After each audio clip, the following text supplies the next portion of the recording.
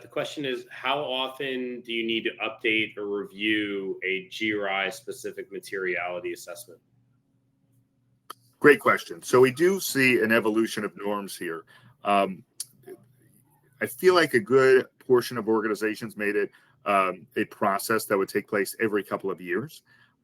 Because they're seeing the value in this reporting process, because organizations are trying to be prepared for elevated stakeholder expectations and demand, as well as the evolving regulatory landscape. And you're much better off as an organization getting started now and in a voluntary context than when you're hit with regulations. That we're seeing this increase to an annual assessment often. But just like that infograph that is pulled directly out of our standards, so you can always go to the GRI standards directly, and GRI 1 really articulates how to use the standards. And that infograph was from GRI 3, the materiality assessment one. But those first three steps are kind of an ongoing process. So maybe the formal DMA and double materiality assessment, you do.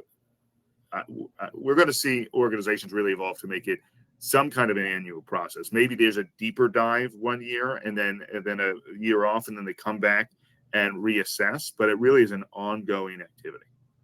I really like that. And we see that happening now with a lot of the larger companies. They say that it does not make sense to take a month, a year, and do a sprint to identify our impact, risks, and opportunities, and then not worry about it for 11 months.